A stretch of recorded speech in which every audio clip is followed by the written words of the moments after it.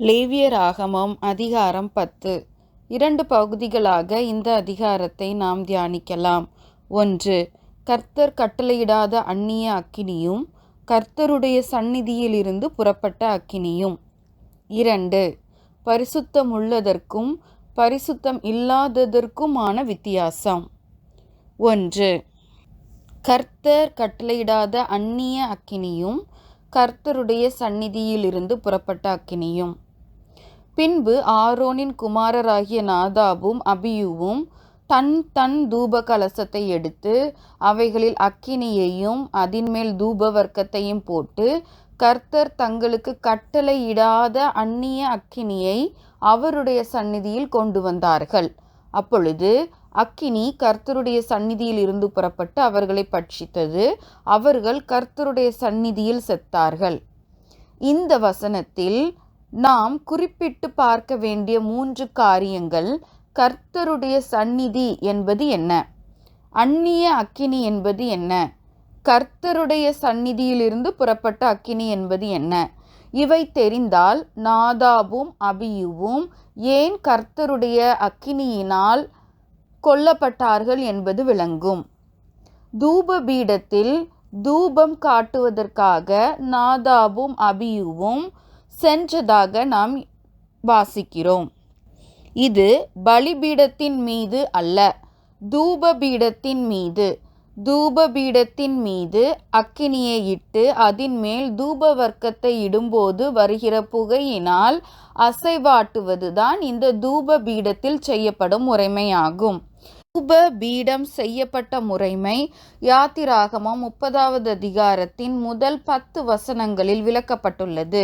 இந்த தூப பீடமானது செய்யப்பட்டு கர்த்தர் மனிதர்களை சந்திக்கும் இடத்திற்கும், அதாவது மகா பரிசுத்த ஸ்தலத்திற்கும் திரைச்சீலைக்கும் முன்பாக வைக்கப்பட்டது.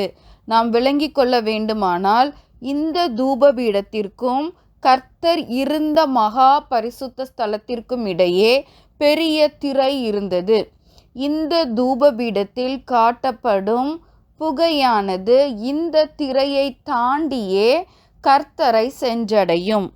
எனவே கர்த்தருடைய சந்நிதி என்பது கர்த்தர் வாசம் பண்ணின மகா பரிசுத்த ஸ்தலத்தின் கிருபாசனத்தை குறிக்கிறது. அங்கிருந்து அக்கினி புறப்பட்டு வந்து நாதாபையும் அபியூவையும் பட்சித்தது என வாசிக்கிறோம். இதுவே கர்த்தருடைய அக்கினி. கர்த்தர் இருந்த மகா பரிசுத்த ஸ்தலத்தின் கிருபாசனத்திலிருந்து வந்த அக்கினி. கர்த்தருடைய சந்நிதியும் கர்த்தருடைய சந்நிதியிலிருந்து வந்த அக்கினியும் எவை என்பது இப்போது விளங்கும். 2வதாக அந்நிய அக்கினியை குறித்து நாம் தியானிப்போம். இந்த அந்நிய அக்கினியை தியானிப்பதற்கு முன்பாக இந்த தூப பீடத்தை குறித்ததான சில உண்மைகளை நாம் விளங்கிக் கொள்ள வேண்டியுள்ளது. ஒவ்வொரு ஆசாரியர்களுக்கும் அவரவர்களுக்கான தூப கலசங்கள் இருந்தன. அந்த தூப கலசங்களில் கர்த்தர் கட்டளையிட்டபடி செய்யப்பட்டிருந்த தூபவர்க்க பொடியும் இருந்தது. இந்த தூபவர்க்க பொடி செய்யும் முறைமை யாத்ராகமம் புஸ்தகத்தின் 30வது அதிகாரத்தின் 34 முதல் 38 வரையிலான வசனங்களில் விளக்கப்பட்டுள்ளது. இந்த கோட்பாடுகளை நிறைவேற்றியே தூபவர்க்க பொடியானது செய்யப்பட வேண்டும்.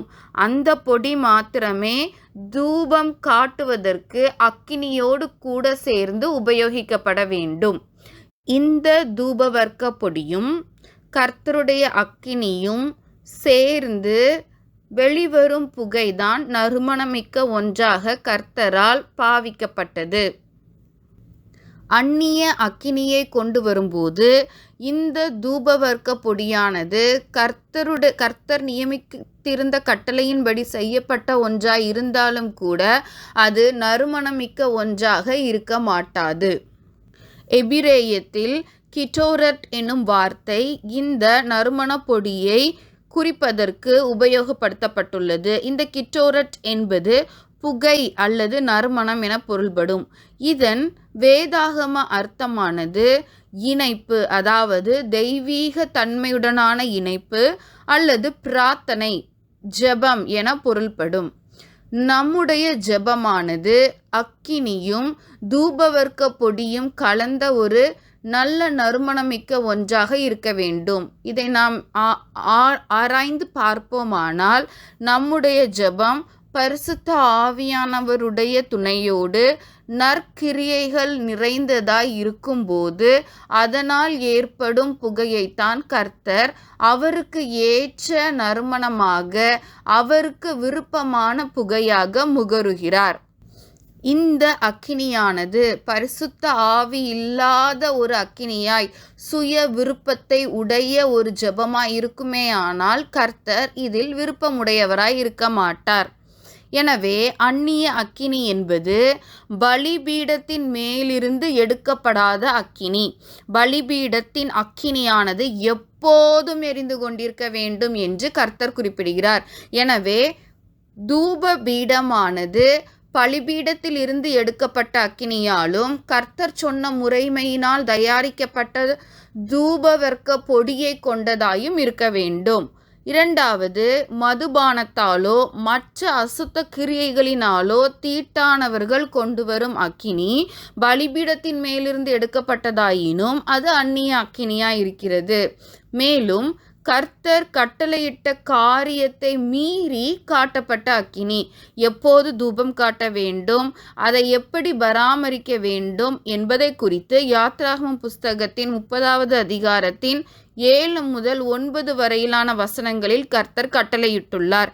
இதை மீறி காட்டப்பட்ட தூபத்தையும் கர்த்தர் வெறுக்கிறார். எனவே அந்நிய அக்கினி என்பது பலிபீடத்தின் மேலிருந்து எடுக்கப்படாத அக்கினியாயும் மதுபானத்தால் தீட்டானவர்கள் கொண்டு வரும் அக்கினியாயும் கர்த்தர் கட்டளையிட்ட காரியத்தை மீறி காட்டப்பட்ட அக்கினியாயும் இருந்திருக்க வேண்டும். கர்த்தர் கட்டளையிட்ட காரியத்தை மீறி காட்டப்பட்ட அக்கினி என்பது தூபவர்க்க பொடியை சார்ந்ததாகவும் அதன் நேரத்தை மீறி காட்டப்பட்ட ஒன்றாகவும் இருக்கலாம். 2. பரிசுத்தமுள்ளதற்கும் பரிசுத்தம் இல்லாததற்குமான வித்தியாசம். என்னிடத்தில் சேருகிறவர்களால் நான் பரிசுத்தம் பண்ணப்பட்டு சகல ஜனங்களுக்கும் முன்பாக நான் மகிமைப்படுவேன் என இந்த அதிகாரத்தின் 1வது வசனத்தில் கர்த்தர் குறிப்பிடுகிறார். பரிசுத்தம் பண்ணப்படுதல் என்பது செட் அபார்ட், பிரித்தெடுக்கப்பட்ட ஒரு தன்மையை குறிக்கிறது. கர்த்தரிடத்தில் சேருகிறவர்களால் கர்த்தர் பிரத்யேகமானவராய் ஆக்கப்பட்டு சகல ஜனங்களுக்கு முன்பாக மகிமைப்படுகிறார். பரிசுத்தம் இல்லாதவை, பிரித்தெடுக்கப்படாதவை, பிரத்யேகமாக்கப்படாதவை கர்த்தரிடத்தில் சேர முடியாது. அப்படி சேருகிற பட்சத்தில் அவர் அதை விட்டு பிரிந்து இதன் மூலம் ஜனங்களுக்கு முன்பாக மகிமைப்படுகிறார். மேலும் இது என்னாகமம் புஸ்தகம் 16வது அதிகாரத்தில் நன்றாக விளக்கப்பட்டுள்ளது. இந்த அதிகாரம் முழுவதும் கோராகின் கூட்டம் அழிக்கப்பட்டதை குறித்ததான விளக்கத்தை உள்ளடக்கியுள்ளது. கோராகின் கூட்டத்தாரும் ஆசாரிய பட்டம் வேண்டும் என்று முறையிட்ட போது மோசே தூப கலசத்தை கொண்டு வரும்படி கூறுகிறார். தூப கலசம் கொண்டு வரும்போது யாருடைய தூப கலசத்தில் இருந்து வரும் புகையை கர்த்தர் ஏற்றுக்கொள்ளுகிறாரோ அவர்களே பரிசுத்தமுள்ளவர்கள். என்னாகமம் புஸ்தகத்தின் 16வது அதிகாரத்தில் நாளைக்கு கர்த்தர் தம்முடையவன் இன்னான் என்றும் தம் அண்டையிலே சேர தாம் கட்டளையிட்ட பரிசுத்தவான், தம் அண்டையிலே சேர தாம் கட்டளையிட்ட பரிசுத்தவான் இன்னான் என்றும் காண்பிப்பார். அப்போது கர்த்தர் எவனை தெரிந்து கொள்வாரோ அவனை தம்மிடத்தில் சேர கட்டளையிடுவார். என்னிடத்தில் சேருகிறவர்களால் நான் பரிசுத்தம் பண்ணப்படுவேன் என்று கர்த்தர் கூறுகிறார்.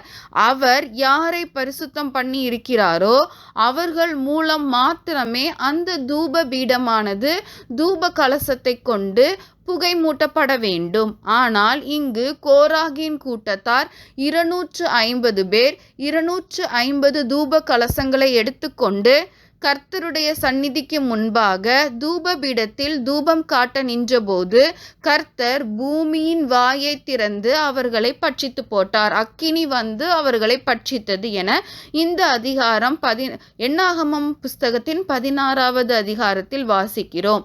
எனவே இந்த தூப பீடமானது பரிசுத்தமுள்ளவர்கள் நெருங்குகிற ஒன்றாக இருந்தது. இன்னும் விளங்கிக் கொள்ள வேண்டுமென்றால், கர்த்தரால் தேர்ந்தெடுக்கப்பட்டு பிரத்யேகமாக்கப்பட்டவர்கள் மாத்திரமே இந்த தூபபீடத்தை சேர முடியும். இவர்களுடைய விஷயத்திலும் அக்கினி கர்த்தருடைய சந்நிதியில் இருந்து புறப்பட்டு 250 பேரையும் பட்சித்து போட்டது. எப்படி அக்கினி கர்த்தருடைய சந்நிதியில் இருந்து புறப்பட்டு நாதாபையும் அபியூவையும் பட்சித்து போட்டதோ, அதேபோல் இங்கும் இந்த 250 பேரான கோராகின் கூட்டத்தாரையும் பட்சித்து போட்டது.